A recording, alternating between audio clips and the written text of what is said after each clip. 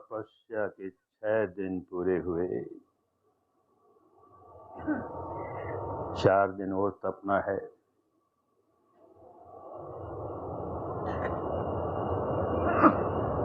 बड़ी गंभीरता के साथ तपना है और बड़ी समझदारी के साथ तपना है। खूब मेहनत करनी होगी। मेहनत भी करें और जैसे करनी चाहिए वैसे नहीं करें तो परिणाम नहीं आएंगे अच्छे।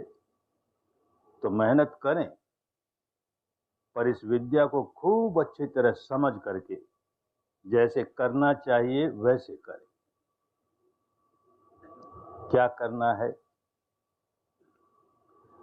सिर से पांव तक, पांव से सिर तक यात्रा करते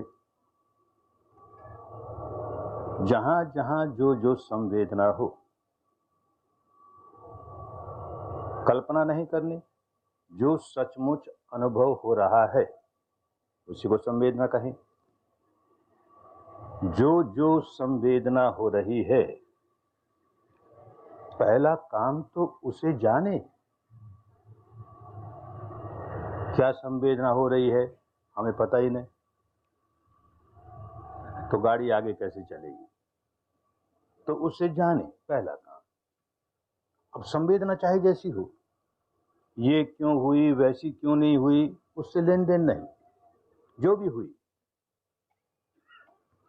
और दूसरी बड़ी बात कि उस संवेदना को अनुभव करके न उसे अच्छा माने न उसे बुरा माने। सुखद लगेगी तो अच्छा मानेंगे और अच्छा मानेंगे तो उसे राग करने लगेंगे।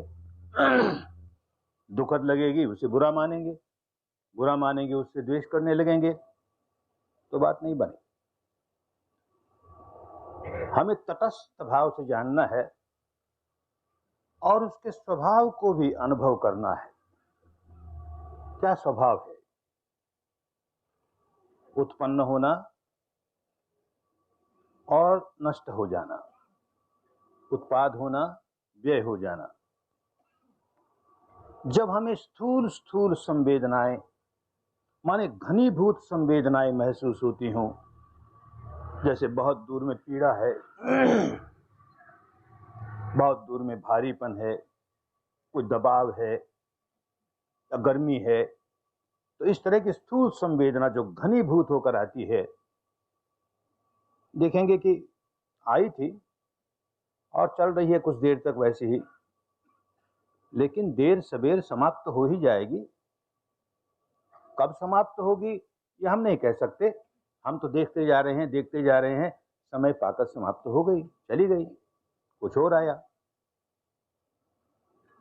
काम करते करते करते देखेंगे जो बहुत घनीभूत संवेदनाएं हैं, जो ठोस ठोस संवेदनाएं हैं, अपने आप उनके टुकड़े होने लगे, उनका विभाजन होने लगा, उनका विघटन होने लगा, जैसे वो पिघलने लगी। और होते होते होते बहुत सूक्ष्म संवेदनाओं की अनुभूति होने लगी, जैसे कोई धड़कन धड़कन धड़कन, सारी जगह धड़कन धड़कन, या तरंगे तरंगे तरंगे तरंगे। तो ऐसी सूक्ष्म अवस्था में आए तब भी देखेंगे कितनी ही नन्ही सी तरंग क्यों न हो, स्वभाव तो वही है। हर तरंग यही है कि उत्पन्न होती है, नष्ट हो जाती है, तो ही तरंग है, उत्पन्न होती है, नष्ट हो जाती है। तो भाई चाहे स्थूल स्थूल संवेदनाओं की अनुभूति हो रही है, चाहे सूक्ष्म की अनुभूति हो रही है, स्वभाव तो वो का वो है, उत्पन्न होना, नष्ट हो जाना, उत्पन्न होना, नष्ट हो जाना। अनित्य है। अरे जो अनित्य है, जो नश्वर है, जो भंगुर है, उसके प्रति क्या राग करें? देखते देखते समाप्त हो जाएगी, क्या राग करें? और उसके प्रति क्या द्वेष करें? देखते देखते समाप्त हो जाएगी। तो ये जो पुरानी आदत है कि सुखद के प्रति राग पैदा करना, दुखद के प्रति द्वेष पैदा करना, ये आदत तोड़ने का काम कर रहे हैं।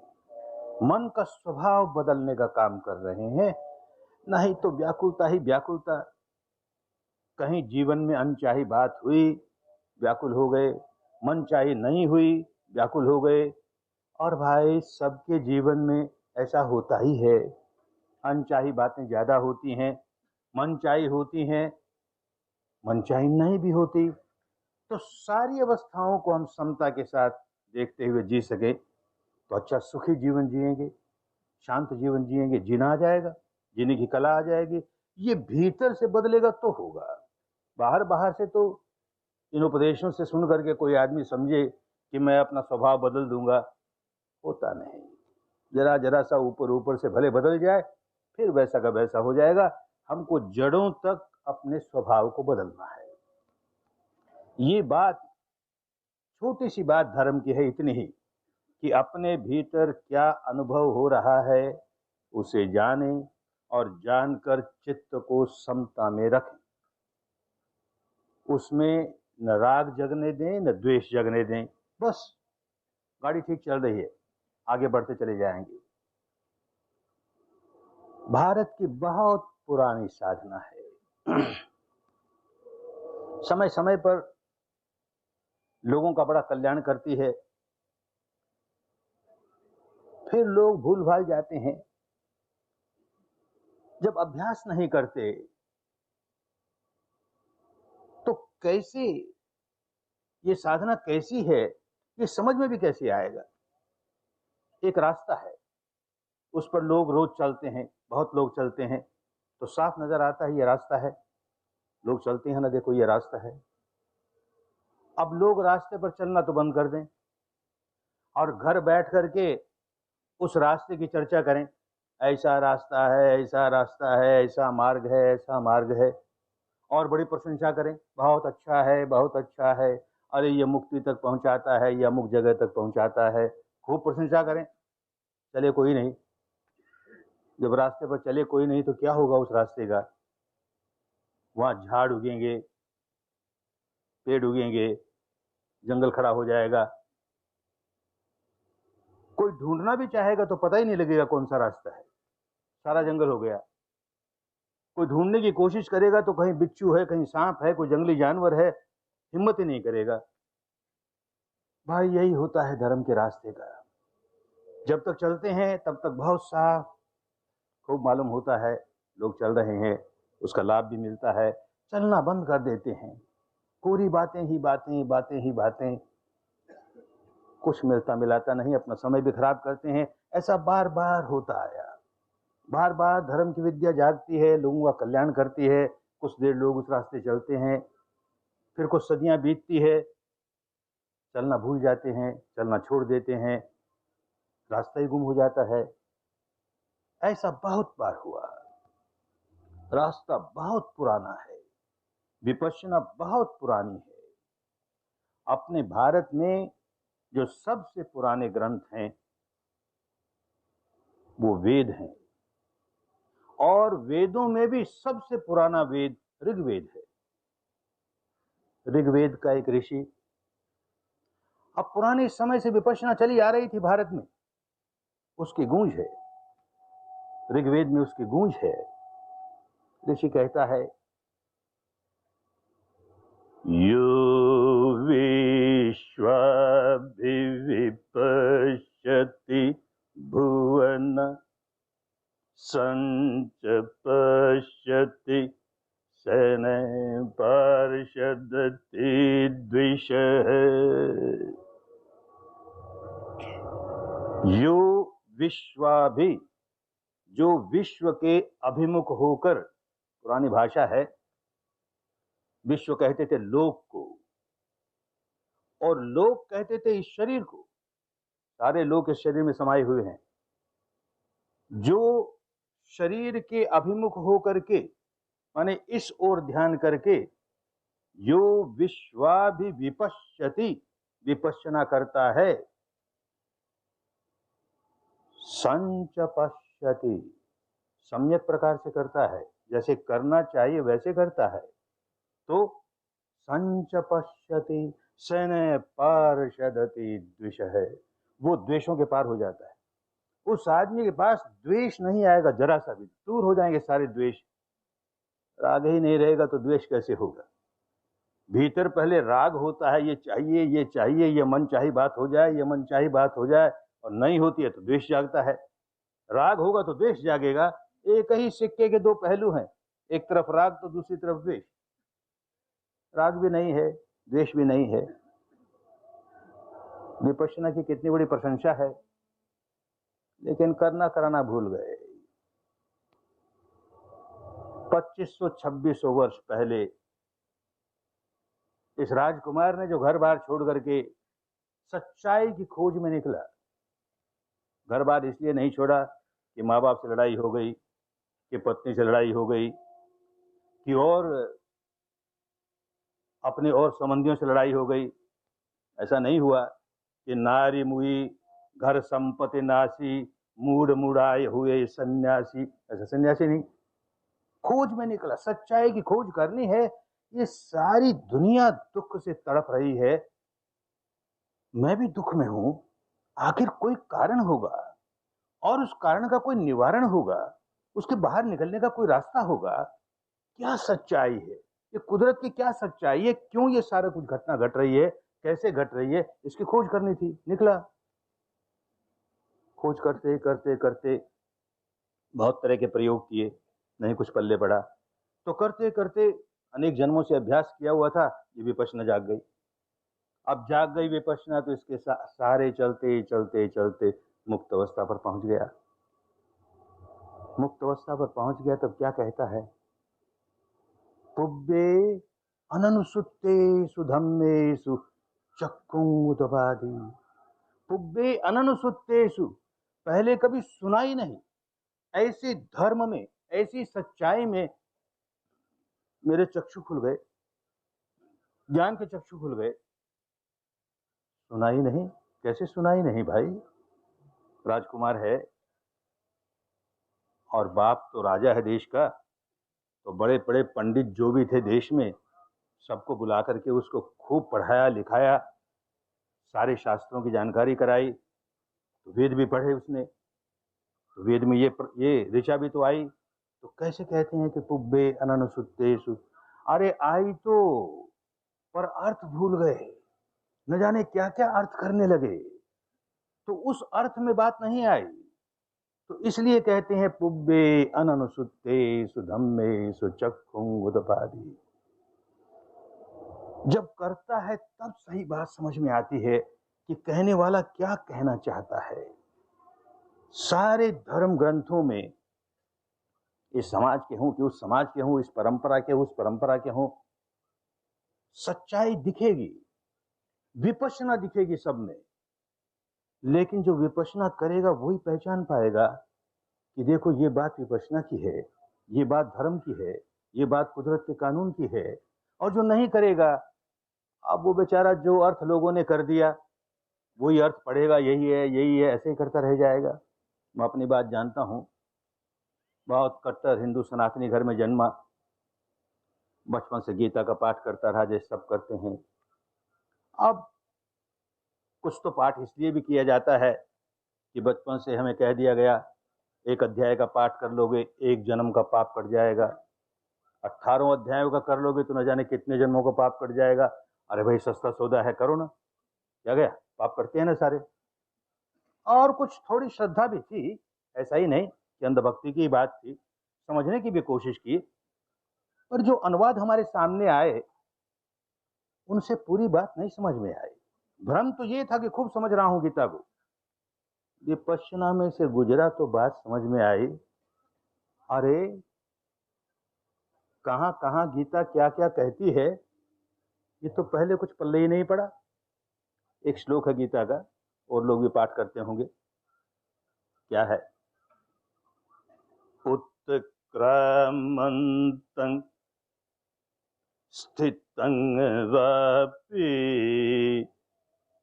भुञ्जानं वा गुणान्वितं विमूढा नानुपश्यन्ति पश्यन्ति ज्ञानचक्षुषा चक्षुषः। विमूढ़ आदमी देख नहीं सकता, विपश्यना नहीं कर सकता। जिसके ज्ञान चक्षु खुल गए वही देख सकता है, वही विपश्यना कर सकता है। विपश्यना करेगा तो ज्ञान चक्षु खुलेंगे, ज्ञान चक्षु खुलेंगे तो विपश्यना और अच्छी तरह से करेगा, विपश्यना और अच्छी तरह से करेगा, ज्ञान चक्षु और खुलेंगे, एक दूसरे की मदद करते हैं। तो अब ज्ञान चक्षु खुलने पर क्या देखा? उत्क्रामंतं, वही चेतना के चार खंड। उत्क्रामंतं, उत्क्रमण हुआ, चेतना के एक खंड का उत्क्रमण हुआ, माने वो उठ खड़ा हुआ। क्यों उठ खड़ा हुआ? कान के दरवाजे पर खटपट हुई, कि आंख के दरवाजे पर हुई, कि नाक के दरवाजे पर हुई, कि जीभ के दरवाजे पर हुई, कि त्वचा के दरवाजे पर हुई, कि मन के दरवाजे पर हुई। खटपट हुई माने उसका विषय उससे टकराया और ये आंख खोल के खड़ा हुआ। क्या हुआ? उत्क्रामंतं। इतने में चेतना का दूसरा खंड स्थितं, वो रुक करके देखता है, क्या हुआ भाई? ये आवाज आई तो कैसी आई? ये रूप दिखा तो कैसा दिखा? ये रस आया तो कैसा रस आया? अब वो उसे पहचानता है, और पहचानता ही नहीं, उसका मूल्यांकन कर देता है। रुका है ना, मूल्यांकन भी करता है। तो करते ही मूल्यांकन, अच्छा लगा सुखद संवेदना चली, बुरा लगा दुखद संवेदना चली। होश नहीं है तो क्या करता है? सुखद संवेदना चली तो उसका सुख भोगने लगा, दुखद संवेदना चली उसका दुख भोगने लगा। भोगता ही भोगता, भोगता ही भोगता। तो कहा भुंजानं, भुंजानं, भोग रहा है, भोग रहा है, सुख भोग रहा है कि दुख भोग रहा है? और भोग रहा है तो गुणान्वितं, गुणान्वितं, बंधन बांधे जा रहा है, गांठे बांधे जा रहा है। अरे सारी विपश्यना समाई हुई है ना, पर विपश्यना किए बिना कोई व्यक्ति कैसे समझेगा? कैसे समझेगा? नहीं समझ में आएगा। ये करने की विद्या है, करने से ज्ञान जागता है। अनुभूति वाला ज्ञान सारे शास्त्रों को समझा देगा, और नहीं तो भ्रम में ही रहेगा, बात पूरी तरह समझ में नहीं आएगी। एक शिविर लगा जिसमें बहुत बड़ी संख्या में जैन मुनि बैठे, उनकी साधियां बैठी, उनमें कई बड़े विद्वान मुनि थे। शिविर पूरा होते होते उनमें से एक कहता है कि हम रोज पाठ करते थे, हमारे आगम में, आचारांग में देखो इस जगह तो विपश्यना ही विपश्यना की बात है। तो उन्होंने हमें पढ़ के सुनाया, आयत चक्षु, चक्षु खुल गए, चक्षु मिल गए। क्या चक्षु मिल गए? ज्ञान के चक्षु मिल गए। कैसे मिल गए? आयत चक्षु लोक विपस्सी, लोक कहते हैं शरीर को। इस शरीर में विपश्यना करने लगा, ज्ञान के चक्षु खुल गए। आयत चक्षु लोक विपस्सी, लोकस्य अहो भागं जानयि, उद्धंग भागंग जानयि, तिर्यंग भागंग जानयि। इस लोक का माने इस शरीर का नीचे का हिस्सा भी खूब जान गया, ऊपर का हिस्सा भी खूब जान गया, आड़े तिरछे अगल बगल पूरा जान गया। क्या जान गया? तो क्या देखता है? ये विपश्यना कर रहा है ना, तो विपश्यना करते हुए क्या देखता है? ये क्या हो रहा है अंदर? घड़िए अनुपर्यटमान, अरे ये अणु परमाणु परिवर्तनशील हो रहे हैं, बदल रहे हैं, बदल रहे हैं, बदल रहे हैं, यही कुछ हो रहा है। और इसमें गड्ढमड्ढ हो रहा है मेरा मन। कैसे गड्ढमड्ढ हो रहा है? कैसे निकले इसके बाहर? कहां उलझ गए? तो होश जागता है, तो कहता है संधिं विदित्ता, संधि को देखता है। अब जब तक विपश्यना नहीं करेगा तो समझ में नहीं आएगा कि संधि को क्या जानेगा, संधि क्या देखता है। क्या संधि? चित्त धारा पर राग की संधि, संधि कहां हो रही है? चित्त धारा पर द्वेष की संधि कहां हो रही है? जहां चित्त धारा बड़ी निर्मल चल रही है, हमने उसके साथ राग जोड़ दिया। चित्त धारा निर्मल चल रही है, हमने उसका द्वेष जोड़ दिया। ये संधि, ये संधि विदित्ता माने वेदनाओं से जानता है। वेदना सुखद लगी तो राग की संधि की, वेदना दुखद लगी तो द्वेष की संधि की, तो संधि विदित्ता। और फिर होश आता है। विपश्यना है ना, यही काम करता है। एमत मच्येहि। अरे ये तो मृत्य है रे, ये तो नश्वर है रे। जिसको सुखद मान रहा हूं बड़ा नश्वर है, खत्म होने वाला है। जिसको दुखद मान रहा हूं बड़ा नश्वर है, सारी वेदनाएं नश्वर हैं। ए मच्येहि, बात समझ में आ गई। विपश्यना करने लगा। एस वीरे प्रशंसिए, जे बद्धे पड़िमोये। अरे वीर बन गया, अपने सारे बंधन खोल लिए। जिसने अपने बंधन खोल लिए वो वीर हो गया, महावीर हो गया। अपने बंधन खोलने चाहिए ना। गांठों पर गांठें बांधते ही जाएंगे। कभी रात की गांठ बांधी, कभी द्वेष की गांठ बांधी, तो गांठ ही गांठ बांध रहे हैं। बंधन कैसे खुले? बंधन खोलने के लिए सारा काम करना है कि वो स्वभाव बदल जाए, हमारा गांठ बांधने वाला स्वभाव दूर हो जाए। नहीं विपश्यना करेगा तो इसका पाठ ही कर जाएगा, बेचारा समझेगा कैसे? मुनि महाराज ने यही कहा कि विपश्यना करने पर हमारे समझ में आई कि ये ऐसा है। नहीं, कैसे समझ में आए? एक शिविर ईसाई पादरियों का लगा। उसमें भारत के बड़े टॉप क्लास के पादरी, आसाम से लेकर के नीचे केरला तक के, उस शिविर में शामिल हुए। उनकी साधवियां शामिल हुई। शिविर समाप्त होते होते उनका जो प्रमुख था वो कहता है कि अब अगर मैं पढ़ूं बाइबल को, आपकी सारी बात और ये सारी विद्या बात से नहीं, केवल अनुभव करने से, तो सारी बाइबल में विपश्यना ही विपश्यना भरी पड़ी है।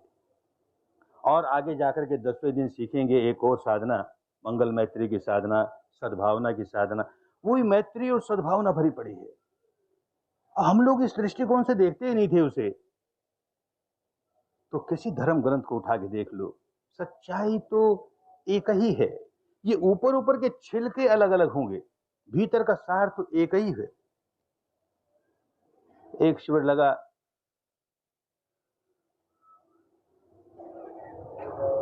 कच्छ के एक गांव में, बहुत दूर, और बड़ी खुशी हुई। एक मस्जिद में लगा। अब ये शहरों की बीमारी है, आपस में हिंदू मुस्लिम लड़ेंगे झगड़ेंगे। गांवों में अभी तक बीमारी नहीं गई। मुझे तो वहां जाकर के बड़ी खुशी हुई। बर्मा से आए तब थोड़े दिनों के बाद ही कच्छ में कैसे मेल जोल के साथ रहते हैं लोग। तो उनमें से कुछ मुस्लिम भाई किसी शिविर में पहले आ गए थे, तो बहुत खुश हुए। ये तो अच्छी बात है, इसमें बुरी बात कुछ है ही नहीं। तो उन्होंने आग्रह किया कि हमारी मस्जिद में एक शिविर लगाइए। तो लगा, एक नहीं दो लगा, दो लगे। बहुत से लोग आए, कुछ मुस्लिम भाई भी आए।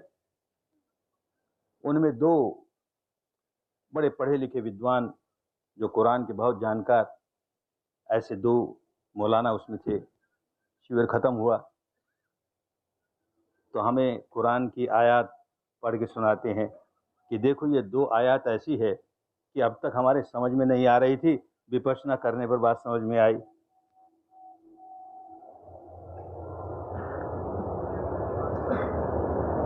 देखो याद करके याद आ जाए तो, अरबी आती नहीं, लेकिन बड़े बड़े काम की, माने विपश्यना विपश्यना भरी पड़ी।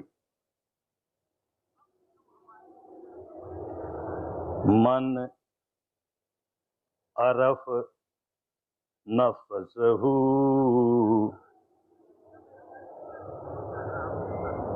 मन अरफ नफसहू,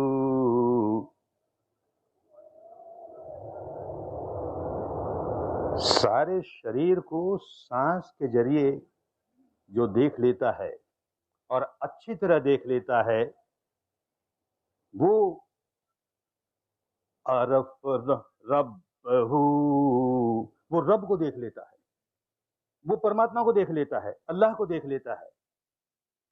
तो कहा अब तक समझ में नहीं आई ये बात कि भाई शरीर को देखें, इससे अल्लाह को कैसे देख लेंगे? अब इसमें से गुजरे तो बात समझ में आ गई। इसी बात को पंजाब का एक मुस्लिम संत कहता है,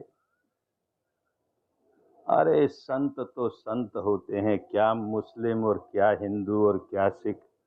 जिसने अपना मन निर्मल कर लिया, शांत कर लिया, वो संत हो गया। अब दुनियादारी में लोग आपस में कहें ये मुसलमान है, ये हिंदू है, ये सिख है, ये जैन है, संत है। तो ये पंजाब का संत कहता है कि हाशम तिणहा रब पछाता, ओ जिणहा अपना आप पछाता, हाशम तिणहा रब पछाता। अरे उसने रब को जान लिया, परमात्मा को जान लिया। किसने जान लिया? जिसने अपने आप को जान लिया। अपने बारे में सच्चाई जाने ही नहीं और उसी जानना चाहे। जिसके बारे में कुछ जानकारी नहीं है तो कल्पना करेगा ना। अपने आप को जानेगा तो जानेगा उसे और सारे दुखों से दूर हो जाएगा। आपो जाने आपो आप, रोग न व्यापे तीनों ताप। आपो जाने आपो आप, अपने आप को जाने। मुख्य बात यह कि अपने आप को जाने। कोई भव रोग नहीं रहेगा, कोई भव ताप नहीं रहेगा, सारे दुख दूर हो जाएंगे। संतों की वाणी है, उन्होंने काम किया, यही काम किया। काम नहीं करते हैं तो भ्रम ही भ्रम होता है। कुदरत के कानून की हजार बात करते रहें, जब तक ये कुदरत का कानून हमारी अनुभूति पर नहीं उतरता तब तक नहीं समझ पाएंगे। इन पुस्तकों से नहीं समझ पाएंगे, इन प्रवचनों से नहीं समझ पाएंगे। अनुभव पर उतारना शुरू कर दिया, खूब समझने लगेंगे, खूब समझने लगेंगे। हमारे देश के एक महान संत, महान सदगुरु इसी बात को कहते हैं कि बाहर भीतर एको सच है, बाहर भीतर एको जानो, यह गुरु ज्ञान सिखाई रे। जन नानक बिन आपा चिन्हे, ओ कटे न भ्रम की काई रे। कुदरत का कानून यानी धर्म जैसा बाहर काम कर रहा है, ठीक वैसे ही भीतर काम कर रहा है। गुरु ने तो बात बता दी है, लेकिन साथ साथ कहता है इसको जानो। केवल मान लेने से कुछ नहीं मिलेगा। महापुरुषों की बातें सुनते हैं, मानते हैं, बहुत ठीक कहा, बहुत अच्छा कहा। अरे हमें अनुभव कहाँ हुआ? तो जानो, तब अनुभव हुआ। तो कहा जन नानक, जान गया नानक। अब जान की ये बात कहता है, बिन आपा चिन्हे, अपने आप को पूरी तरह से जाने बिना कटे न भ्रम की काई। भ्रम ही भ्रम रहेगा, क्योंकि छिलके ही छिलके रहेंगे, सार नहीं मिलेगा। एक और संत कहता है, अपने यहाँ पूर्ण भगत नरसिंह भगत बड़ा प्रसिद्ध हुआ, नरसिंह मेहता, तो कहता है शरीर सोधे बिना वो सार नहीं सांपड़े, शरीर सोधे बिना सार नहीं सांपड़े। शरीर के भीतर खोज किए बिना, सच्चाई की खोज किए बिना सार नहीं मिलेगा। ऊपर ऊपर के छिलके मिलके रह जाएंगे।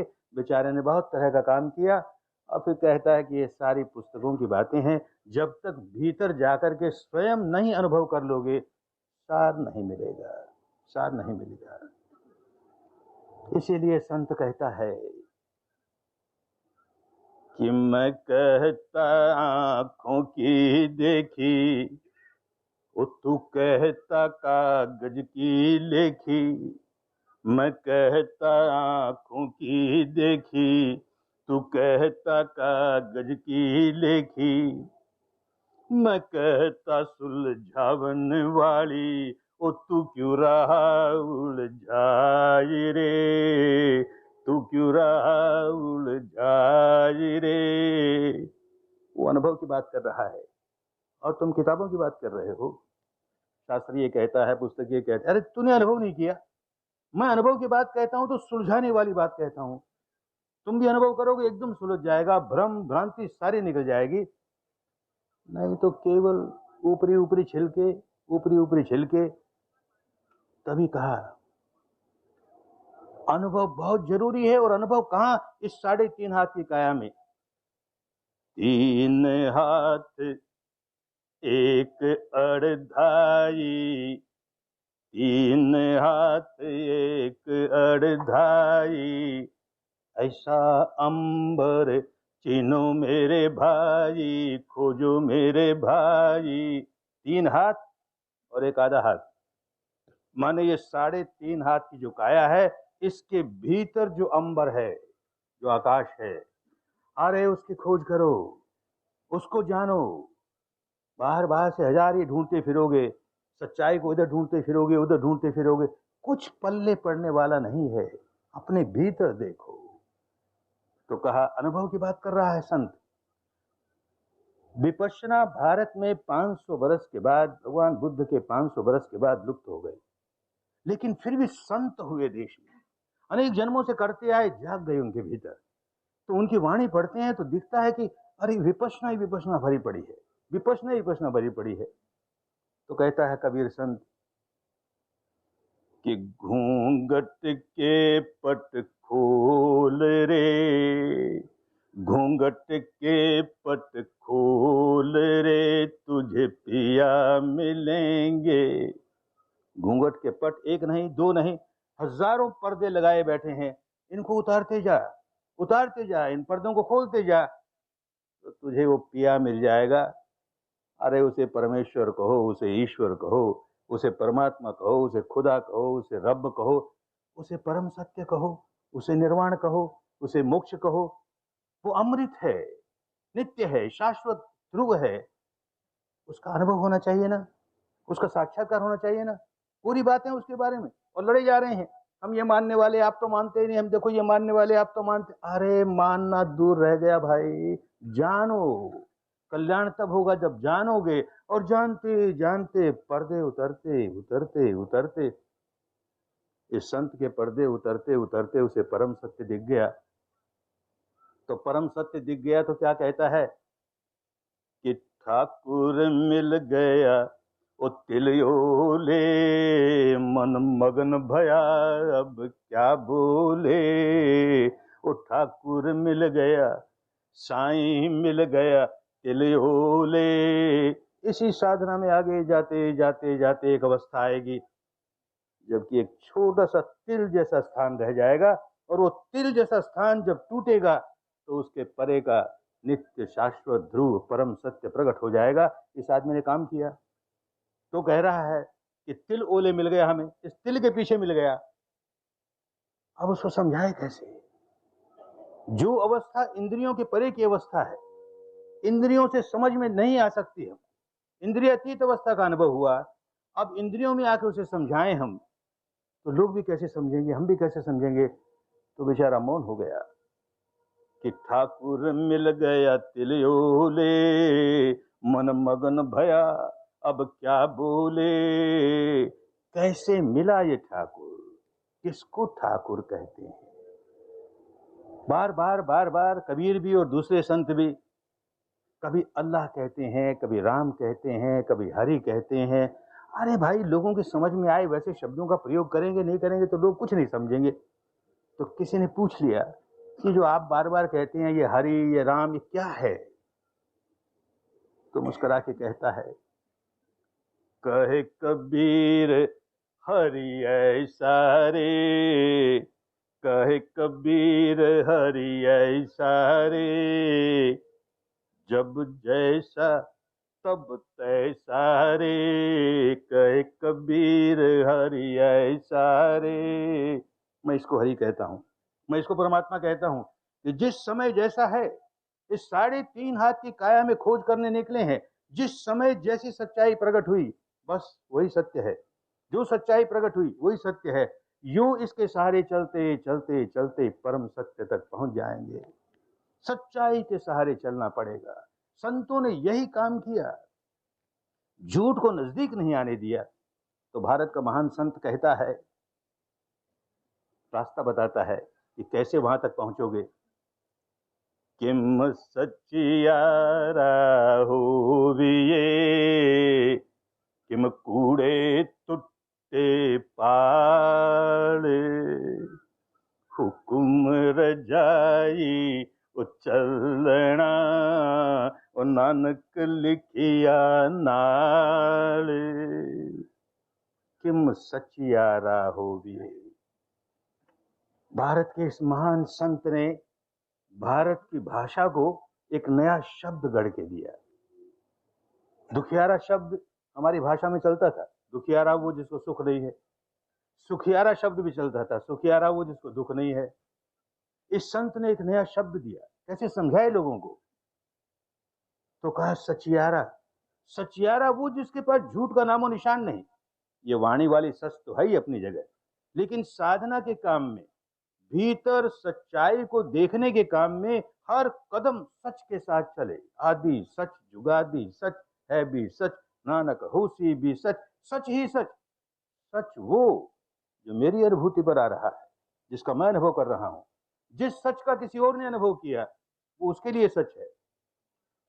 किसी भगवान बुद्ध को परम सत्य का दर्शन हो गया तो वो परम सत्य भगवान बुद्ध के लिए हुआ, हमारे लिए नहीं। जिस दिन हमें अनुभव हो जाएगा उस दिन हमारे लिए सच हो गया। तो सचियारे का मतलब ये कि हर कदम जो हमें अनुभव हो रहा है उसके सहारे सहारे चले। अगले क्षण जो अनुभव हुआ, अगले क्षण जो अनुभव हुआ, तो किम सचियारा होविए, किम कूड़े तुट्टे पाल। झूठ को नजदीक नहीं आने दें, कल्पना को नजदीक नहीं आने दें। कोई सुनी सुनाई बात, कोई पढ़ी पढ़ाई बात उस पर लगे थोपने, नहीं काम बनेगा। सच्ची के साथ साथ साथ साथ चलेंगे तो क्या मिलेगा? हुकुम रजाई चलना, हुकुम रजाई मिल जाएगी। अरे भूल ही गए क्या हुकुम रजाई।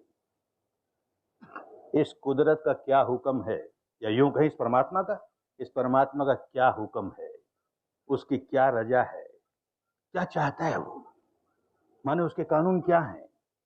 यही चाहता है, मन को मैला करते ही सजा दूंगा तुम्हें। जैसे ही मैला करोगे वैसी सजा मिलेगी, और मन को निर्मल करते ही इनाम दूंगा, तुरंत इनाम दूंगा। ये नियम है, ये प्रकृति का नियम है, ये ईश्वर कहें तो ईश्वर का नियम है। तो उस हुक्म रजाई, उसकी जो रजा है, उसका जो हुक्म है, चित्त को मैला मत होने दो, निर्मल रखो, बस इसके अनुसार चलना है। हुक्म रजाई चलना, ये हुक्म रजाई की बात किताबों में कहां से मिल जाएगी, इन प्रवचनों में कैसे मिल जाएगी? नानक लिखिया नाले, अपने भीतर लिखा हुआ, अपने साथ लिखा हुआ है। भीतर देखोगे सारा रहस्य खुलने लगेगा। कुदरत ये चाहती है, परमात्मा कहें तो परमात्मा ये चाहता है। देख, तूने विकार जगाया ना, दंड मिला ना, तुरंत दंड मिला ना, व्याकुल हो गया कि नहीं? तूने क्रोध जगाया, देख तुरंत व्याकुल हो गया। तूने वासना जगाई, व्याकुल हो गया। भय जगाया, व्याकुल हो गया। अहंकार जगाया, व्याकुल हो गया। दंड मिलता है ना।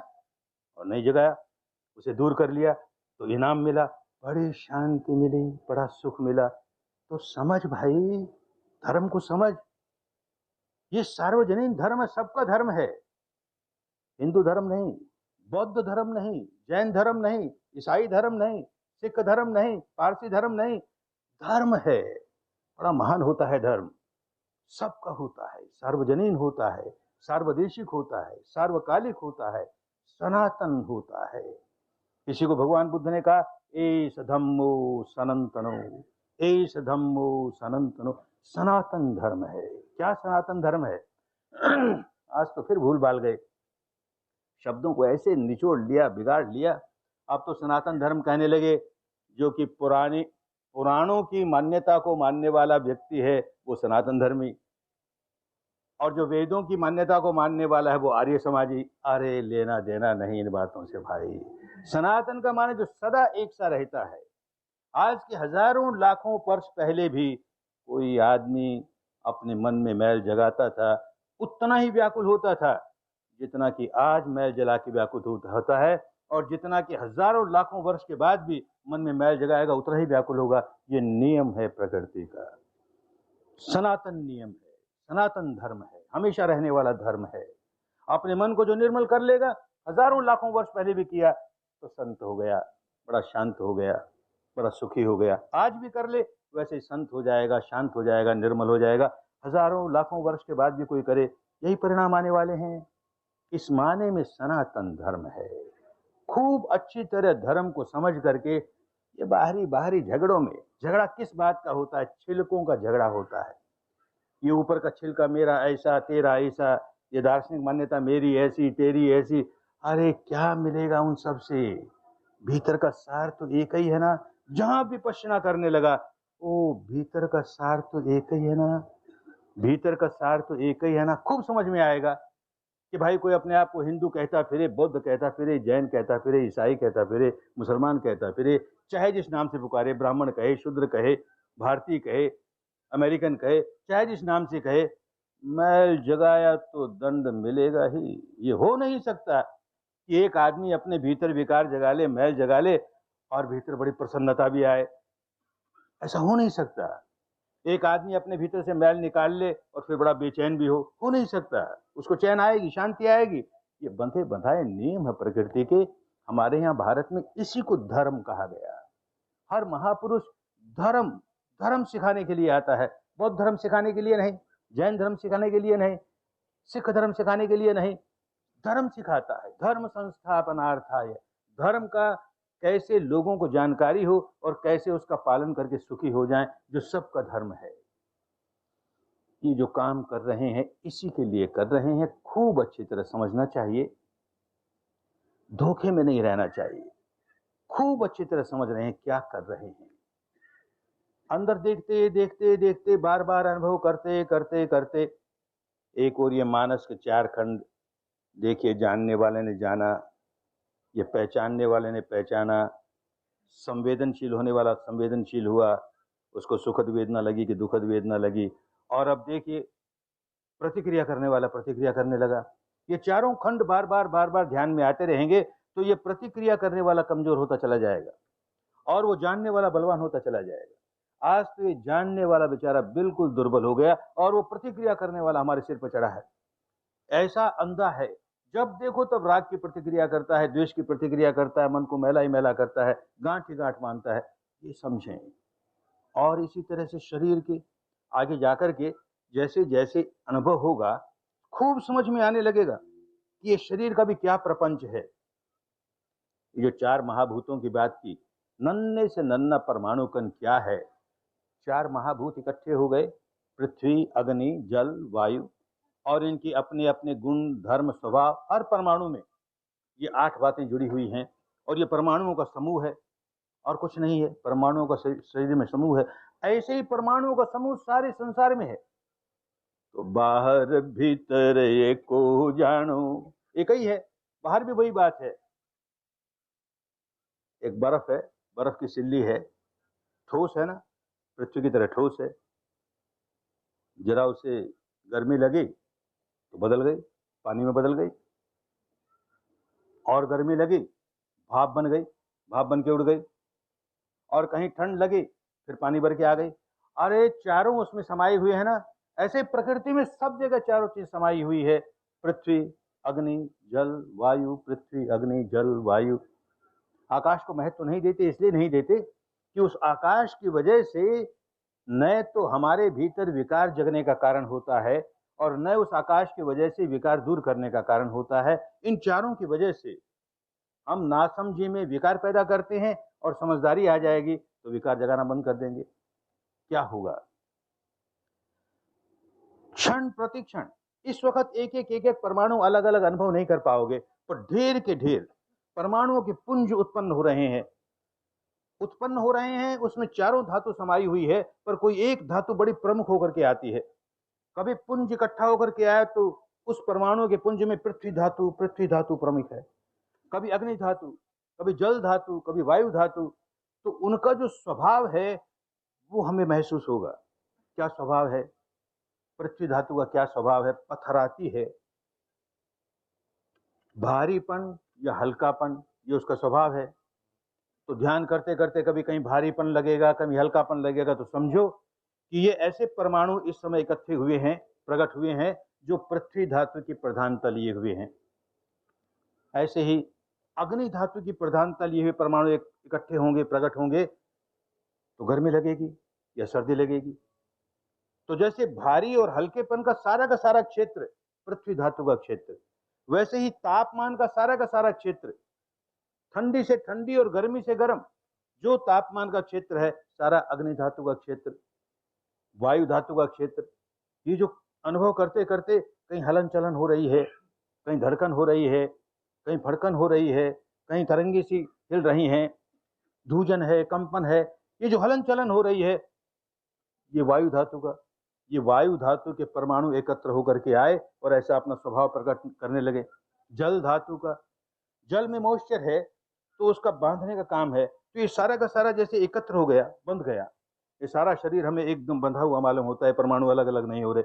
जल धातु, तो भाई ये चारों धातु अपना स्वरूप प्रकट कर रही हैं, इसकी वजह से भिन्न भिन्न प्रकार की संवेदना हो रही है।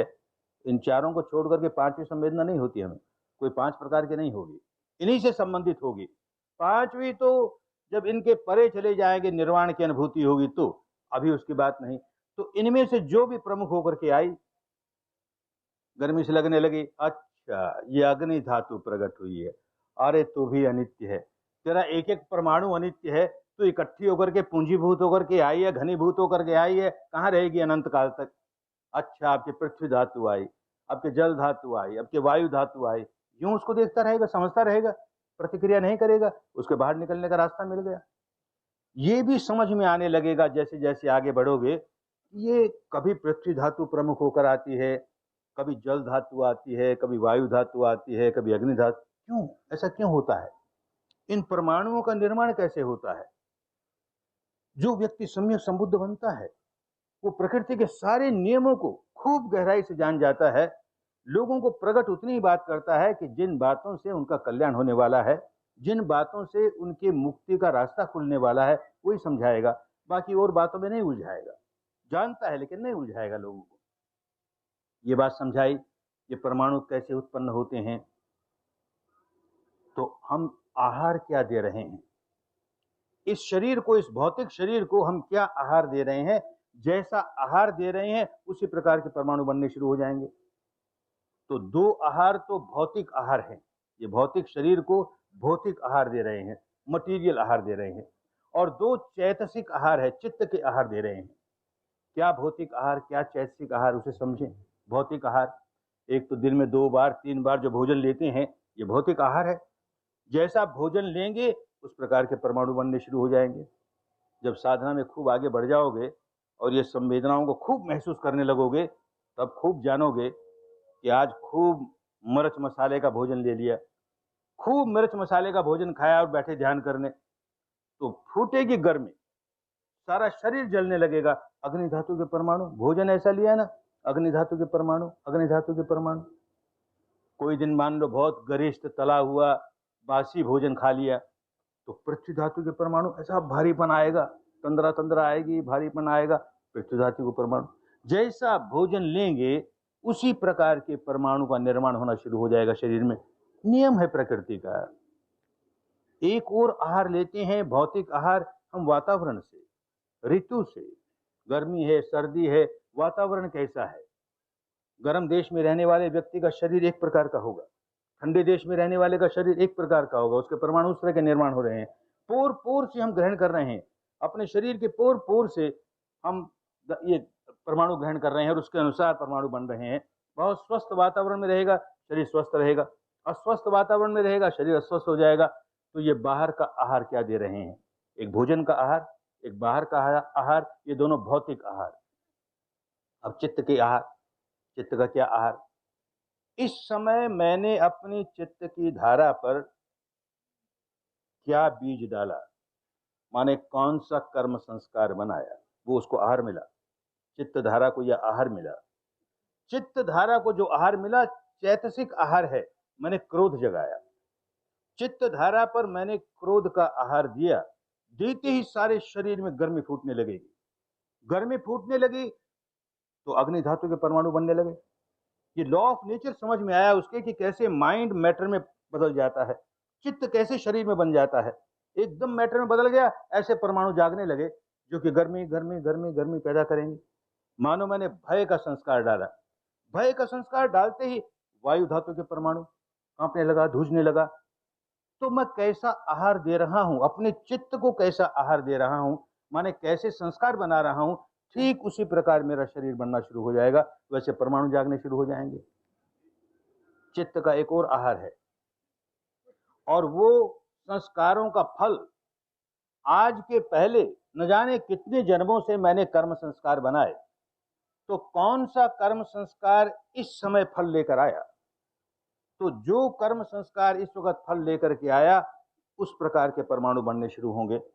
मैंने कभी क्रोध जगाया था इस जन्म में या 100 जन्म पहले, वो बीज पड़ा है और समय उसका अब पका। और क्योंकि बीज डालते वक्त गर्मी ही गर्मी पैदा की थी, तो उसका फल भी गर्मी ही गर्मी लेकर के आएगा। खूब गर्मी, मौसम की गर्मी नहीं है। शिविर लगते हैं, हिमालय में लगते हैं, विदेशों में, खूब ठंडे देशों में लगते हैं। लोग रजाई ओढ़ ओढ़ के बैठते हैं और विपश्यना शुरू होती है तो 1-2 दिन के बाद सारे कपड़े उतार के फेंकते हैं। इतनी गर्मी, इतनी गर्मी। क्या हो गया? मौसमी गर्मी नहीं है, टेम्परेचर नहीं बढ़ा, कोई बुखार नहीं आई। ये भीतर का पुराना संस्कार फूटा, और वो फूटा तो गर्मी गर्मी गर्मी के रूप में फूटा। तो हमारे पुराने संस्कारों का जो फल है, वो जिस प्रकार का संस्कार था उस प्रकार का फल आएगा। जैसा बीज वैसा फल, और उसी प्रकार के परमाणु बनने शुरू हो जाएंगे। तो भाई ये 4 तरह के आहार, 2 तो भौतिक आहार और 2 चैतसिक आहार, इनकी वजह से ये परमाणुओं की उत्पत्ति होती है। और जैसे परमाणुओं की उत्पत्ति होती है उस प्रकार की हमको संवेदना होती है। इसको क्या अच्छा माने, इसको क्या बुरा माने, ये समझदारी बनी रहे कि भाई इस समय मुझे जो संवेदना हुई है वो आज के भोजन की वजह से हुई है, कि ऋतु की वजह से हुई है, वातावरण की वजह से हुई है, या हमारे पुराने कोई संस्कार का फल आया उसकी वजह से हुई है। अरे किसी वजह से हो, मैं नया संस्कार नहीं बनाऊंगा, मैं नया कर्म संस्कार बिल्कुल नहीं बनाऊंगा, मैं उसमें नया बीज डालने वाला नहीं। अब बस होश आ गया, ऐसा आ गया तो रास्ता खुल गया मुक्ति का। चाहे जैसी संवेदना आए, अरे ये परमाणु आए हैं भाई, भोजन की वजह से आए होंगे, ऋतु की वजह से आए होंगे, पुराने संस्कारों की वजह से आए होंगे। हम नहीं प्रतिक्रिया करते, ना हम राग का बीज डालेंगे, ना द्वेष का बीज डालेंगे। हम तो समता में रहेंगे, मन का संतुलन बनाए रखेंगे। बस मुक्ति के रास्ते, मुक्ति के रास्ते। बस काम तो इतना सही है, बात बड़ी सीधी सी है, लेकिन आदमी भूल जाता है, फिर किसी उलझन में पड़ जाता है। और 5 बड़े बड़े दुश्मन हमारे, वो हमको आगे बढ़ने नहीं देते। जैसे ही तपस्या करने आदमी चलता है, 5 बड़े बड़े दुश्मन उसको घेर लेते हैं। पुरानी भाषा में उसका निवरण, 5 आवरण आ जाते हैं हमारे सामने, पर्दे आ जाते हैं, सच्चाई देख ही नहीं पाते। तो ये 5 दुश्मन को भी समझ के रखो, उनको सिर पर मत चढ़ने दो। 2 दुश्मन हैं, काम छंद और व्यापाद, पुरानी भाषा है। हम यूँ समझे, राग और द्वेष। साधना क्यों कर रहे हैं? कि हमको राग निकालना है, हमको द्वेष निकालना है। और पागलपन ऐसा सिर पर चढ़ जाएगा कि राग ही जगाने का काम करेंगे। साधना के नाम पर राग जगा रहे हैं, साधना के नाम पर द्वेष जगा रहे हैं। कैसे होता है इसे समझो जरा। हम कहते हैं 9 दिनों तक बिल्कुल मौन रहो, खूब समझाते हैं, और बहुत से लोग मौन रहते भी हैं, पर किसी किसी भाई के पास नहीं रहा जाता, पुरानी आदत है ना। तो चुरपुर चुरपुर कहीं से बात कर ली, कहीं उससे बात कर ली। तो बात करेगा तो क्या बात करेगा? पहली बात यही करेगा, तुझे कैसे हुआ। दूसरे के बारे जानने में बड़ी कौतूहल है, अपनी ओर नहीं देखता, तुझको कैसे हुआ, तुझको कैसे हुआ। और जिसको पूछा उसने कह दिया, हमारे तो सारे शरीर में झंझनाहट हुई। अरे तुझे झंझनाहट हुई? हमें तो हुई नहीं। और कोई कह देगा, हमें तो बिजली का सा करंट चला। अरे बिजली का सा करंट चला, हमें तो चला ही नहीं। अब देखो, ध्यान में बैठेगा तो हमें झंझनाहट चाहिए रे, झंझनाहट चाहिए रे, बिजली का करंट जैसा चाहिए रे, हमको तो मिला ही नहीं रे, उसको मिल गया रे। अरे फिर चाहिए रे, चाहिए रे। आए थे राग निकालने के लिए, अब साधना के नाम पर राग जगाने लगे, खूब राग। बहुत बड़ा दुश्मन सिर पर सवार हो गया। बहुत सजग रहना चाहिए, ऐसे दुश्मन को सिर पर चढ़ने नहीं देना चाहिए। ऐसे द्वेष का दुश्मन, चाहते हैं द्वेष निकल जाए हमारा, और करते हैं उल्टा बिल्कुल। एक उदाहरण बताते हैं। बैठे 1 घंटे के अधिष्ठान में, पाँव नहीं हिलाना, हाथ नहीं खोलना, आँख नहीं खोलनी। आध घंटे बीती, पौन घंटे बीता, और अब त्राही त्राही करने लगा, बहुत पीड़ा है, मरा रे मरा रे, अब देखो पाँव जल्दी खोलना चाहिए रे, यूँ करने लगा। तो कहा आँख नहीं खोलना, पर रहा नहीं जाता। ये पीड़ा मुझको ये कि सबको है, तो थोड़ी सी आँख खोल के यूँ देख लेता चलो। और संयोग योग कि उस समय सारे लोग जैसे बुद्ध की तरह बैठे हैं, बुद्ध की मूर्ति की तरह, महावीर की मूर्ति की तरह। अरे बाबा, तो इसका मतलब इनको दर्द नहीं है, ये पीड़ा मुझे ही है। तो रोता है, आए रे सबकी पीड़ा चलेगी, मेरी नहीं गई रे, मेरी पीड़ा अब तक नहीं गई रे। ये हमारे गुरु जी कहते हैं सब अनित्य है, सब अनित्य। अरे बाबा होगा अनित्य, ये हमारी पीड़ा तो अनित्य नहीं है, ये तो नित्य है, शाश्वत है। अब तक नहीं गई। तुझे कितनी बार कहा तू अनित्य है, तू अनित्य, फिर भी नहीं जाते। अरे द्वेष ही द्वेष है ना। तो आए थे द्वेष निकालने के लिए, अब देखो द्वेष बढ़ाए जा रहे हैं, द्वेष बढ़ाए जा रहे हैं। ऐसे ही दो दुश्मन और है हमारे। ये दुश्मन करते क्या है समझना चाहिए। ये विकार हैं हमारे और दुश्मन कोई नहीं। जो हमने विकार पुराने इकट्ठे कर रखे हैं, मैल इकट्ठा कर रखा है, ये साधना करेंगे तो उस विकार को निकलना होगा। टिक नहीं सकता। हमने बिजली का बटन ऑन की, प्रकाश आया, अंधेरा ठहर नहीं सकता। अंधेरे को कहना नहीं पड़ता तो चला जा, उसको भागना ही पड़ेगा। प्रकाश आ गया ना, भागना पड़ेगा। तो विपश्यना शुरू की और जैसे जैसे विपश्यना बढ़ने लगे, विकार भागते चले जाएंगे, निकलेंगे, ठहर नहीं सकते। और वो निकलना नहीं चाहते। आए तो थे घर में मेहमान की तरह, अब घर के मालिक हो गए, हम नहीं निकलते। और तुम विपश्यना करके निकालना चाहते हो तो अंदर से दुलत्ते लगाते, जोर से दुलत्ते लगाते, बंद कर, ये क्या करने लगा, हमको नहीं अच्छा लगता। तो दो तरह के दुलत्ते लगाते हैं। एक दुलत्ते तो ये लगाते हैं कि जैसे ही ध्यान करने बैठे, खूब आलस आया, खूब आलस आया, अरे रात भर आराम से सोए, अब क्या हो गया हमें। तो ये दुलत्ती लगी भीतर की, काम बंद कर, हमको नहीं अच्छा लगता। तो खूब आलस, खूब तंद्रा, काम ही नहीं करने देगा। ऐसा दुश्मन जो सिर पर चढ़े तो जोर जोर से सांस लेके उसको दूर करो। और वो 1 घंटे वाली बैठक ना हो, थोड़ी देर खड़े हो जाओ, 5 मिनट चल लो। और तिस पर भी दूर नहीं होता तो ठंडे पानी की छींटे आंख पर डालो। इस दुश्मन को नजदीक मत आने दो। ये आलस वाला दुश्मन काम नहीं करने देगा। एक और दुश्मन अपनी दुलत्ती लगाता है, बड़ी बेचैनी जागती है, बहुत बेचैनी, काम करने को जी नहीं चाहता, और सब कुछ कर लेगा, यहाँ चला जाएगा, वहां चला जाएगा, ये पढ़ लेगा, ये लिख लेगा, इधर घूमेगा, उधर घूमेगा, साधना नहीं करेगा क्योंकि भीतर बड़ी बेचैनी, दुलत्ती लगी जोर से। और शाम को जब कोई कहेगा 6 दिन पूरे हो गए, अब तो 4 ही दिन बाकी, तब होश आएगा, अरे आज का दिन मैंने ऐसे खो दिया, तब रोएगा, बड़ा पश्चाताप करेगा, हाय रे आज का दिन खो दिया मैंने आज। धर्म में रोना नहीं होता, धर्म में न पश्चाताप न पूर्वाताप, कोई ताप नहीं। समझ गए, गलती हुई भाई, आज हमारी गलती हो गई, बस। किसी अपने से बड़े के लिए, किसी मार्गदर्शक के पास जाके आज हमारी गलती हो गई, कल से ये गलती बिल्कुल नहीं होगी, ऐसे दृढ़ निश्चय करे, बस आगे बढ़ेगा, दुश्मन को सिर पर नहीं चढ़ने देंगे। एक और दुश्मन होता है, 5वां दुश्मन। उन दिनों की भाषा में उसे कहा विचिकित्सा, बहुत पुरानी भाषा है, ये शब्द इस्तेमाल नहीं होता। माने शक होता है, संदेह होता है, तरह तरह के संदेह होते हैं। अरे बाबा क्या करने लगा, ये भी कोई साधना है, हमारी परंपरा की तो कोई बात है ही नहीं इसमें। सांस को देखो, सांस को देखो, अरे सांस को देखने से क्या मिलेगा। और अब गर्मी को देखो, सर्दी को देखो, अरे तो होती रहती है, मैं बैठा हूं तो बैठने से पाँव दुखेगा ही, इसको क्या देखें। तरह तरह के शंका, तरह तरह के संदेह, काम नहीं होगा। फिर होश जगाएं कि भाई ये दुश्मन है हमारा, काम नहीं करने देता। अरे हमारी सारी मान्यता 10 दिन के लिए एक और रखते हैं, उसकी निंदा नहीं करते। अब जो काम बताया जा रहा है, 10 दिन करके तो देखें, यूं मन में उत्साह जगा करके काम में लगे रहें। ये 5 दुश्मनों को नजदीक नहीं आने दें। ये सिर पर चढ़ जाएंगे तो समझो नुकसान ही नुकसान है, हानि ही हानि है, आगे नहीं बढ़ पाओगे। ये 5 दुश्मन नहीं रहें और खूब लगन से काम करें तो छलांगे लगाते हुए आगे बढ़ जाओगे। भगवान बुद्ध के समय भी हुआ और आज भी जो लोग खूब मेहनत से काम करेंगे परिणाम अच्छे आएंगे ही।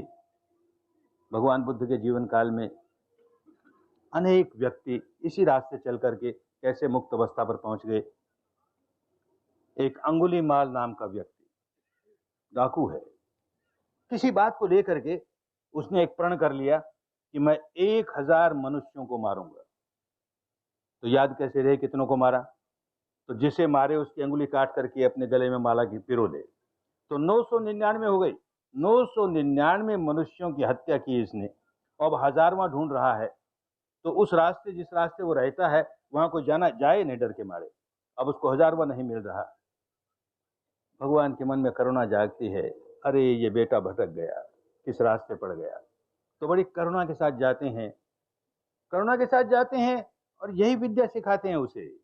इसी तरह से अंदर देखना शुरू कर, देख तूने अपने भीतर कितना मैल इकट्ठा कर रखा है और कितना दुखियारा है, तू देख तो सही। देखते देखते देखते सारे साफ कर लिए, मुक्त हो गया, संत हो गया, अरहंत हो गया। इतनी करुणा अब उस आदमी में कैसे बदल गया, इतनी करुणा।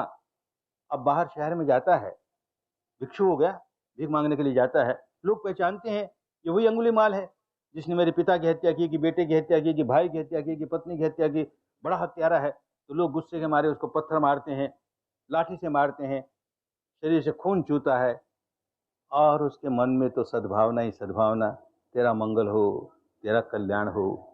अब क्रोध कहाँ चला गया? अरे जिसने 999 की हत्या की उसका चित्त बिल्कुल निर्मल हो गया जिस विद्या से, तो क्या कोई आदमी अपने अपराधों को याद कर करके रोता है? हमसे देखो ये अपराध हो गया, हमसे क्या अपराध हो गया? हो गया ठीक है, गलत हुआ, हम भी मानते हैं, लेकिन विद्या मिल गई ना। मेरा कपड़ा मैला हो गया, किसी गलती से हो गया, अरे साबुन मिल गई ना, अब इसको साफ कर लेंगे, बिल्कुल निर्मल हो जाएंगे। पहले भी हुआ, आज भी होगा।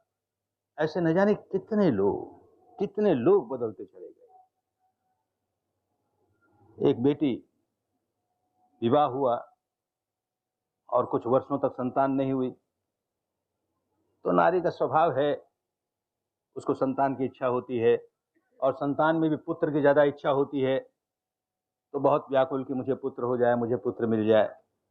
ऐसा संयोग हुआ, पुत्र हो गया उसे, बड़ी खुश हुई, उसके मन की मुराद पूरी हुई। बच्चे के साथ बहुत उसका प्यार होना ही चाहिए, माँ का प्यार है, लेकिन बहुत आसक्ति हो गई। और ऐसा संयोग हुआ कि 2 बरस होते होते उस बच्चे को सांप ने डस लिया और वो मर गया। अरे इतने व्याकुल, इतने व्याकुल, बहुत गहरी आसक्ति थी, बहुत व्याकुल हुई। लोग कहें माँ ये मर गया, इसको हम दफनाने ले जाएं। नहीं, दफनाने नहीं दूंगी, उसको छाती से चिपकाए हुए उसकी लाश को। मेरे बच्चे को कोई तो जिला देगा, मेरे बच्चे को कोई तो नया जन्म दे देगा। और रोई जाए, लोगों के पास भागती फिरे, मेरे बच्चे को किसी तरह बचा दो, मेरे बच्चे को बचा लो, उसको नया। लोग समझे ये पागल हो गई है, किसी के कहने से समझ में नहीं आएगी बात इसको। तो कहा देखो पास ही भगवान बुद्ध का विहार है, और वो लोगों को नया जन्म ही देते हैं, जो सिखाते हैं उससे नया जन्म ही मिलता है। कौन जाने वो तुम्हारी कुछ मदद कर दें, चले जाओ। तो गई भगवान के सामने, अपने बच्चे की लाश रख के कहती है, भगवान लोग कहते हैं मर गया, मैं तो कहती हूँ कि मरा नहीं है, बेहोश हो गया, आप इसको किस तरह जिला दीजिए। करुणा जागती है भगवान के मन में, क्या कहते हैं? अच्छा बेटी जा, तू नगर में जाकर के किसी घर से एक चूंटी सरसों के दाने मांग के लिया। अरे बड़ी आसान बात है, भगवान न जाने क्या करेंगे इससे, सरसों से। अभी जाती हूँ। तो रोका, देख पूरी बात समझ के जा, उसी घर से लाना जिस घर में कोई न मरा हो। हाँ महाराज, उसी घर से लाऊंगी जिसमें कोई न मरा हो। जाए घर घर, मेरा बालक मर गया, भगवान बुद्ध कहते हैं एक चूंटी सरसों के दाना ले आ, वो जिला देंगे, मुझे दीजिए। अरे एक चूंटी क्या, तो उसको पूरा बस्ता दे दें, तेरा बेटा जिए किसी तरह से। तो तुम्हारे घर में कोई मरा तो नहीं ना? तो मुंह लटक जाए बेचारे का, मरा कैसे नहीं भाई, कोई माँ मरी, कि बाप मरा, कि भाई मरा, कि बेटा मरा, कोई मरा। जिस घर में जाए कोई मरा, कोई मरा। सारे नगर की प्रदक्षिणा करके शाम को आ गई, एक घर ऐसा नहीं कि जहाँ कोई न मरा हो। होश आ गया, भगवान के पास पहुंची, होश आ गया। उनको तो होश दिलाना था ना, होश आ गया। अरे जो जन्मता है देर सबेर मरता ही है, उसके लिए व्याकुल होने की जरूरत नहीं है। तेरी व्याकुलता निकालने का मैं रास्ता बताता हूँ, ये कर, सारी व्याकुलता दूर हो जाएगी। और यही किया, और करते करते करते संत हो गई, अरहंत हो गई। इतनी मैत्री, इतनी करुणा, मेरी जैसे न जाने कितनी महिलाएं व्याकुल हैं। अरे इनकी ये व्याकुलता कैसे दूर हो? सारे जीवन लोगों की सेवा इसी में लग गई। ये विद्या कैसे बांटूं, ये विद्या लोगों को कैसे मिले, लोगों के दुख कैसे दूर हो। कितनी बदल गई ये किसा गौतमी। ऐसे ही एक और महिला, ऐसी घटना हुई कि एक ही दिन में उसका पति भी मर गया, उसके 2 बेटे थे वो भी मर गए, उसकी माँ मर गई, उसका भाई मर गया, उसका बाप मर गया। अब कोई नहीं उसका संसार में। बड़ी दुखियारी, दुख के मारे पागल हो गई। अब श्रावस्ती की गलियों में, सड़कों पर नंगी घूमती है, उसे होश नहीं है, बाल बखेरे हुए है, बाल नोचती है, बच्चे पत्थर फेंकते हैं, कोई गालियां देता है, उसे कुछ होश नहीं है। ऐसी बेहोशी की अवस्था में, पागलपन की अवस्था में उसका कोई भाग्य जागा, पुराना पुण्य जागा। भगवान के विहार के सामने से गुजरी और देखा भगवान कोई धर्म का उपदेश दे रहे हैं और बहुत से लोग बैठे सुन रहे हैं। उसको वाणी बड़ी अच्छी लगी तो वो भी बैठ गई। अब वो सारा धर्म का वातावरण ऐसा था कि उस वातावरण की वजह से उसे होश आ गया। होश आ गया तो देखती है, अरे मैं नंगी हूँ। तो बेचारी बड़ी सकुचाई। पास कोई आदमी खड़ा था, उसने अपनी चादर उस पर दे दी, वो चादर लपेट ली उसने। तब से उसका नाम पटा चारा चादर वाली बहन हो गया, और पुराना नाम लोग भूल ही गए। भगवान ने देखा बड़ी दुखियारी है, पास बुलाया, आओ बेटी, बहुत दुखियारी हो। हाँ महाराज, मेरा कोई नहीं रहा, सारे मर गए और एक ही दिन में मर गए, कुछ आप कीजिए। तो समझाया, देख बेटी, तू जो रो रही है ना, इस जन्म में जो लोग मरे हैं उसके लिए रो रही है। तुझे मालूम है तेरे कितने जन्म हुए हैं?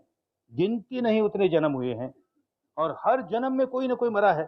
तेरा प्यारा कोई ना कोई हर जन्म में मरा है, और तू रोई है उनके लिए। वो तेरा सारा रोना, सारे आंसू इकट्ठे करें तो एक समुद्र खड़ा हो जाए इतना बड़ा, और जो जो मरे हैं उनकी हड्डियां इकट्ठी करें तो एक पहाड़ खड़ा हो जाए।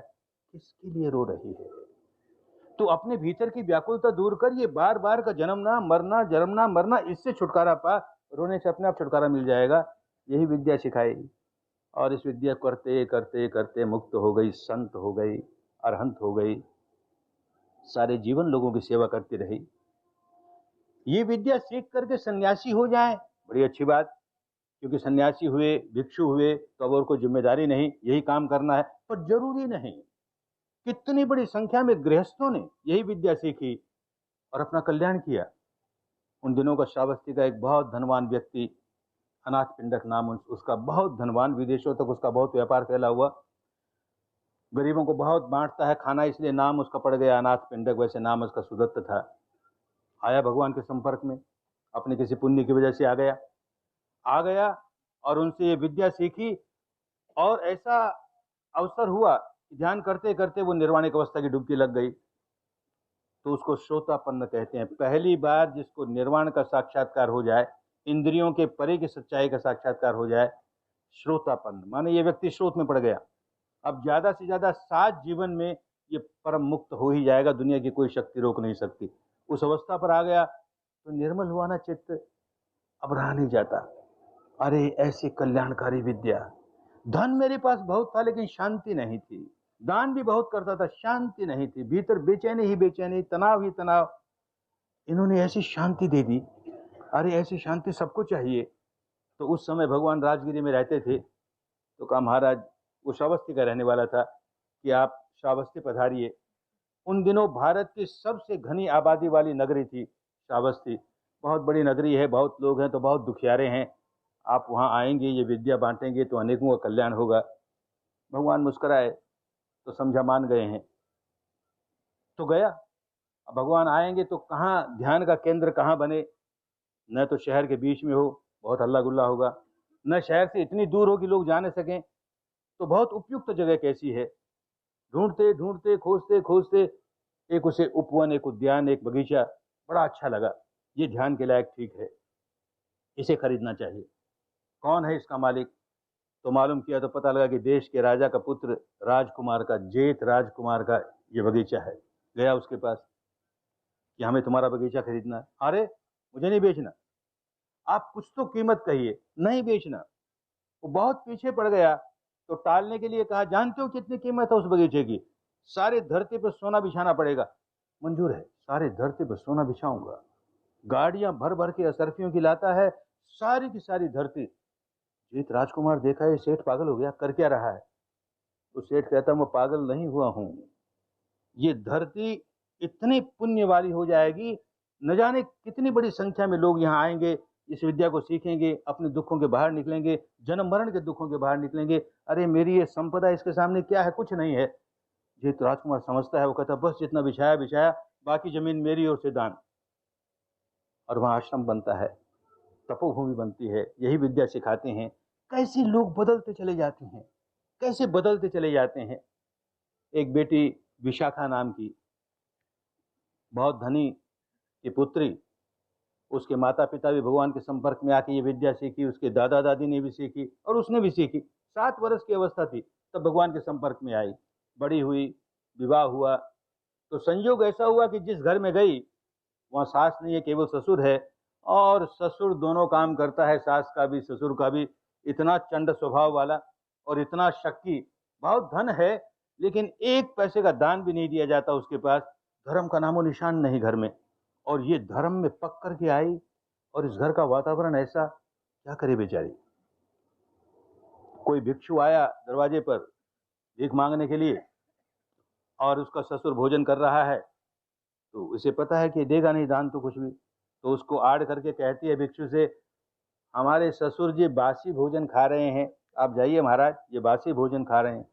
बड़ा गुस्सा आया उसे, भिक्षु तो चला गया, हमारे भोजन को, इतना बढ़िया भोजन खा रहा हूं, तो बासी कहती है। तो बड़े प्यार से समझाया, बासी ही है ना, किसी जन्मों में पुण्य का काम किया होगा, उसका फल आज आया, आज तो कुछ नहीं करते ना, ये ताजा कमाई तो नहीं है, तो पुरानी कमाई है, बासी खा रहे हो। धीरे धीरे यूं समझाते समझाते एकदम बदल दिया, सारे घर के वातावरण को बदल दिया, सारा घर धर्म में समा गया, विपश्यना में समा गया, बहुत शांति का जीवन, बहुत शांति का जीवन। ऐसे एक नहीं, दो नहीं, हजार नहीं, लाखों की संख्या में उत्तर भारत के लोग किस प्रकार इस धर्म गंगा में डुबकी लगा लगा करके, धर्म गंगा में डुबकी लगा लगा कैसा कल्याण हुआ लोगों का। ये अगर उसी समय हुआ होता तो हम समझते कि भगवान बुद्ध का कोई चमत्कार था इसलिए हुआ। अरे चमत्कार होता तो जिसका बेटा मर गया, कि जिसके परिवार के लोग मर गए, उनको जला देते कि ले मैं अपने चमत्कार से इनको जिला देता हूं। तो बुद्ध नहीं होते।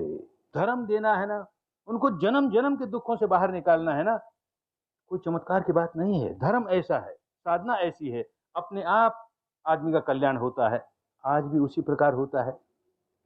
ब्रह्मदेश की एक घटना, जैसे भारत आजाद हुआ तो एक समझदार आदमी ने भारत में जो छोटी छोटी अनेक रियासतें थी, उन रियासतों को मिला लिया, एक बड़ा भारत बनाया।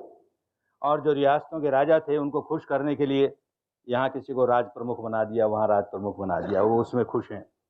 ऐसे ही बर्मा में भी एक समझदार आदमी ने छोटी छोटी बहुत रियासतें थी, उन सबको विलय किया, मिलाया एक साथ बर्मा में। और उन रियासतों का जो एक राजा था, जो उन लोगों में प्रमुख था, उसको देश का प्रेसिडेंट बना दिया। अब प्रेसिडेंट का कोई पावर तो होता नहीं, लेकिन वो इसी बात में खुश है, पहले छोटी सी रियासत का राजा था, अब तो सारे बर्मा का प्रेसिडेंट हूं। वो आदमी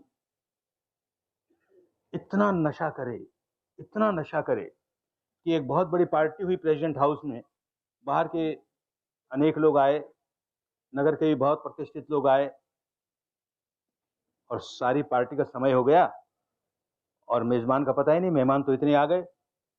तो प्राइम मिनिस्टर देखता है क्या हुआ भाई, आध घंटा बीत गई, एक घंटा बीत गया, तो भेजा कि देखो ऊपर उसके निवास स्थान पर क्यों नहीं आ रहा वो। तो वहां जाके लोगों ने देखा और आके उसके कान में कहा कि वो तो इतनी पी ली आज उसने कि पड़ा है धरती पर, होश ही नहीं उसे।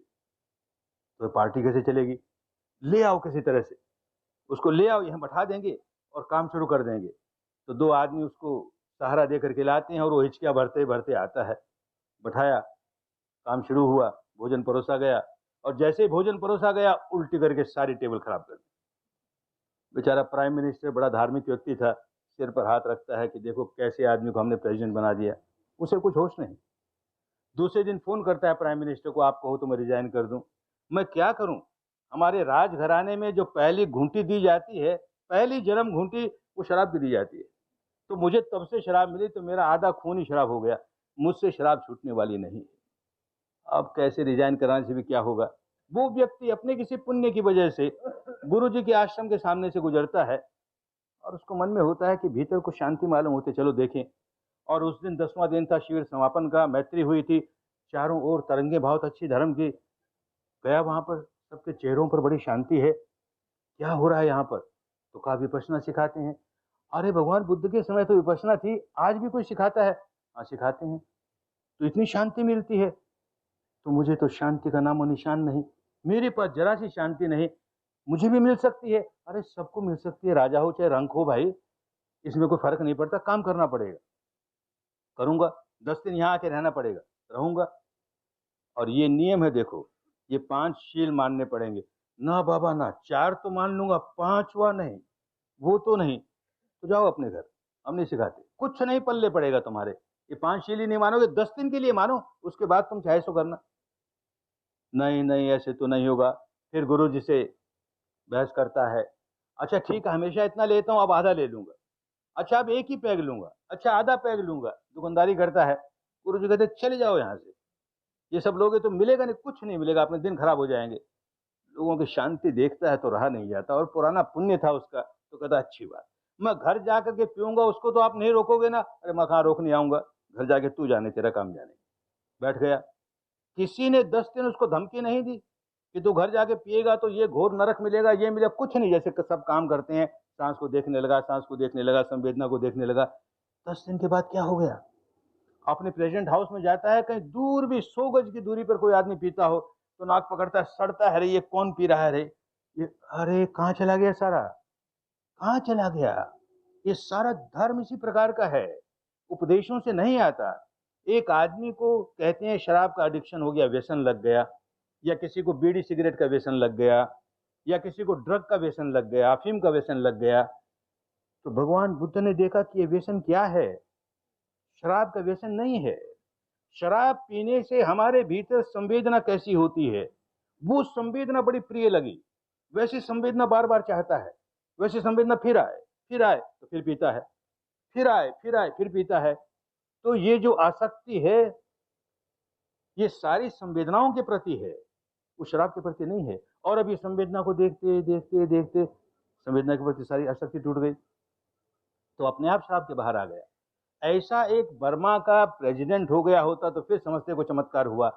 अरे हजारों लोग सारी दुनिया भर में कितने कितने आसक्तियों से डूबे हुए किस प्रकार निकलते जा रहे हैं, निकलते जा रहे हैं, कोई 1 शिविर में, कोई 2 शिविर में, कोई 3 शिविर में, निकलता ही जा रहा है। अरे शराब की, अफीम की, गांजे की, ड्रग की बात क्या करें, बहुत बड़ी आसक्ति होती है हमारे विकारों की। क्रोधी आदमी को क्रोध का व्यसन लग गया, बार बार क्रोध, जानता है क्रोध करना अच्छा नहीं, फिर भी करता है, बार बार करता है। वासना वाले व्यक्ति को वासना का व्यसन लग गया, बार बार वासना जगाता है। भय वाले को भय का व्यसन लग गया। हर विकार एक व्यसन है और हमें व्याकुल बनाता है। ये विद्या ऐसी है कि सारे व्यसनों से दूर कर देगी। इन संवेदनाओं को इसलिए देख रहे हैं, हमारे सारे व्यसन, हमारे सारे विकार इन संवेदनाओं के साथ जुड़े हुए हैं।